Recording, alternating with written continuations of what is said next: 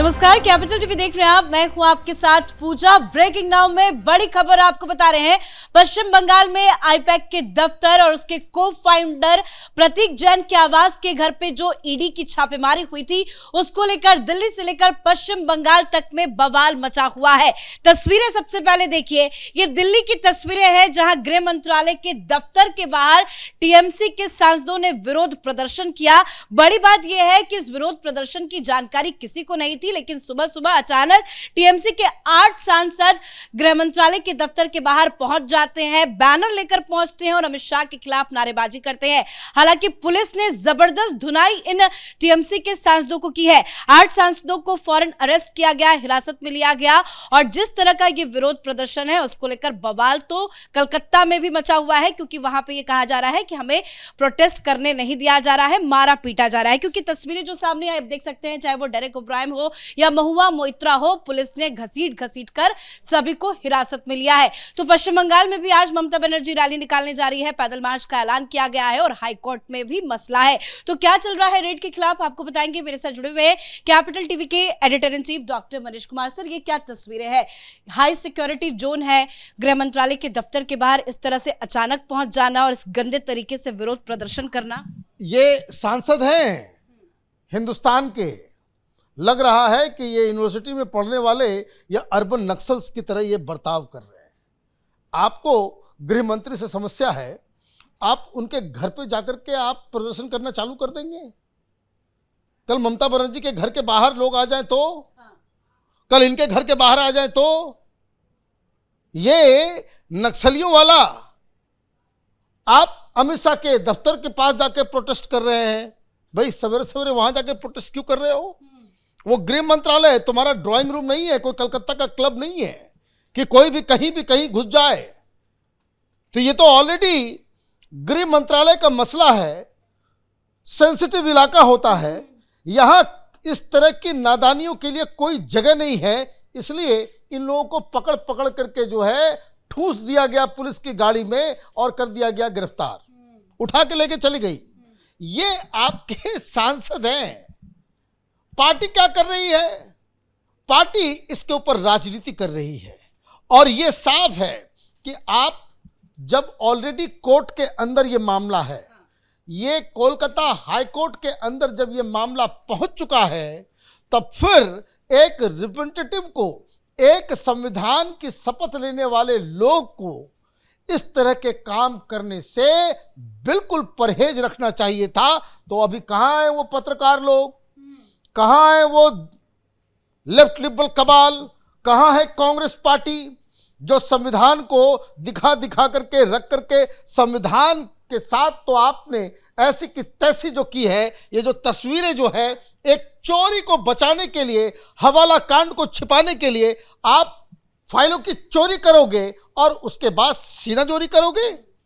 ये तो आज 2:30 बजे जब मामला कोलकाता हाईकोर्ट के अंदर आएगा तब फिर ये देखना पड़ेगा कि ममता बनर्जी के वकील क्या कहते हैं। सर, लेकिन प्रोटेस्ट करने का तरीका होता है। कल भी पश्चिम बंगाल में टीएमसी की तरफ से पैदल मार्च निकाला गया, लेकिन इस तरह का प्रोटेस्ट, वो भी अमित शाह के दफ्तर के बाहर, बिना जानकारी के। देखिए, जैसे मैंने कहा, ये नक्सलियों वाला जो है बर्ताव है। लेकिन क्या है, ये देखिए, ये गेट की तस्वीरें हैं, जबरन अंदर घुसने की कोशिश की जा रही है, पुलिस हटा रही है, फिर भी सबको घसीट के ले गई पुलिस और बिल्कुल सही किया। और मैं आपको बता दूं, जिस तरीके का लैंग्वेज का इस्तेमाल और कल जिस तरीके से ममता बनर्जी ने जो अमित शाह के लिए जिस तरह के अपशब्द का इस्तेमाल किया कि आप जो है क्या बताया जाए। और आज ऑफिशियल हैंडल से कम गृह मंत्री को आप बोलो, भाई mister Amit Shah, mister home minister, जो भी है, आप इस तरीके से बात कर रहे हो कि वो देश के गृह मंत्री नहीं, ये कोई आपके कर्मचारी लगे हुए हैं। अब जिस तरह से टीएमसी ने ट्वीट किया सोशल मीडिया पे, क्या वो लिख रहे हैं, अमित शाह क्वेश्चन मार्क। भाई अमित शाह के ऊपर क्वेश्चन मार्क क्या कर रहे हो भाई? हैं? Are you using Delhi police to assault elected representative just to crush democracy? आपका बर्ताव इलेक्टेड रिप्रेजेंटेटिव की तरह है क्या? आप तो राउटी की तरह, गुंडागर्दी की तरह आप जो है बर्ताव कर रहे हो। आपकी भाषा ना माने वो कायदे से है और ना ही आपका बर्ताव व्यवहार। दिक्कत क्या है कि ये अमित शाह को टारगेट करना चाह रहे हैं और हर चीज में पीछे बोल देंगे जो तो ही करो हमला अब जीत पे बांग्ला। मैंने क्या मैंने तमाशा आप कर रहे ममता बनर्जी अमित शाह को नॉटी होम मिनिस्टर कह रहे हैं। बताइए। आप ये समझिए दिक्कत क्या है कि ये जो ईडी ने जो जिस जगह पे और जिस केस में छापेमारी की है वो दुखती रग जो है वो दब गया है ममता बनर्जी का। ममता बनर्जी व्याकुल हो गई। कल जो ममता बनर्जी बयान दे रही थी शी वॉज टोटली रैटल्ड। उनका जो बॉडी लैंग्वेज और उनकी भाषा वो सिंक्रोनाइज नहीं थी। ये लोग ममता बनर्जी को पहले भी हमने देखा है, बहादुर लेडी हैं, वो बहुत ही गरज करके बहुत ही एग्रेसिव पॉलिटिक्स करती है, लेकिन कल उनका बॉडी लैंग्वेज, उनका चेहरा, उनकी जो भाषा है उसके साथ मैच नहीं कर पा रही थी। अब तो सवाल ये है कि आप वहां से हार्ड डिस्क चोरी करके लेके चले गए, आप वहां से फाइलें उठाकर, बिल्कुल शर्मनाक। और मैं तो ये कहूंगा कहाँ है सुप्रीम कोर्ट? सुप्रीम कोर्ट हर चीजों को लेकर के एक सुमोटो चीजों को उठाता है। ये कॉन्स्टिट्यूशनल क्राइसिस पश्चिम बंगाल में ममता बनर्जी ने अपने कुकृत्य से खड़ा कर दिया है। It's a constitutional crisis. Head of the government of a state वो एक जांच, और वो भी एक हवाला कांड के केस में वो जांच को बाधित भी कर रही है और वहां से वो फाइल जबरदस्ती उठा ले गई। सुप्रीम कोर्ट अगर अभी नहीं जागेगा तो फिर कब जागेगा? और उसके बाद आप प्रोटेस्ट कर रहे हो, गृह मंत्री को आप, टेक्निक क्या है समझिए। रणनीति ये है कि आपसे गलती हो गई, आपने चोरी कर लिया, आपने इन्वेस्टिगेशन को बाधित कर दिया। Now how to turn all these things into a political case. आप इस पूरे मसले को पॉलिटिकल बनाना चाह रहे हो, इसलिए ये बदतमीजी आप पॉलिटिकल और कानूनी भी, क्योंकि ममता बनर्जी ने खुद ईडी के अधिकारियों के खिलाफ एफआईआर भी दर्ज करवाई। भाई किस बात के लिए एफआईआर? किस बात के लिए एफआईआर? ईडी आपको पूछ करके वहां पे जाएगी? वो तो यही कह रही है कि जबरदस्ती घुसी, हमारी फाइलों को चुरा के ईडी लेके। तुम्हारी फाइलें कहां हैं? उस दफ्तर के अंदर पश्चिम बंगाल सरकार की फाइलें क्या कर रही हैं?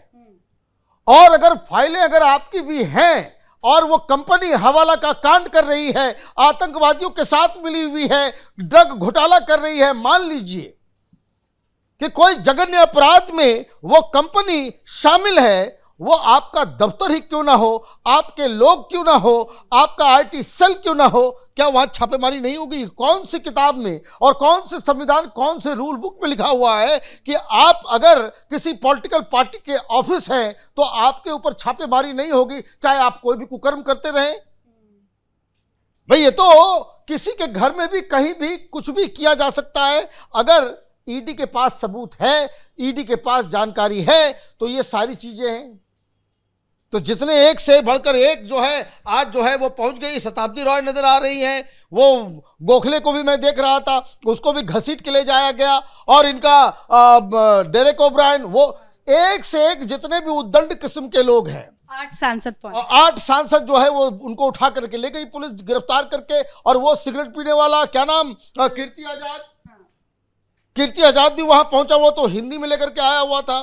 तो कहने का मतलब ये है कि आज ममता बनर्जी बहुत बुरी तरीके से फंस चुकी हैं। इस वजह से ये टेंट्रम देखने को मिल रहा है। बंगाल की जनता भी इन सारी चीज़ों को देख रही है।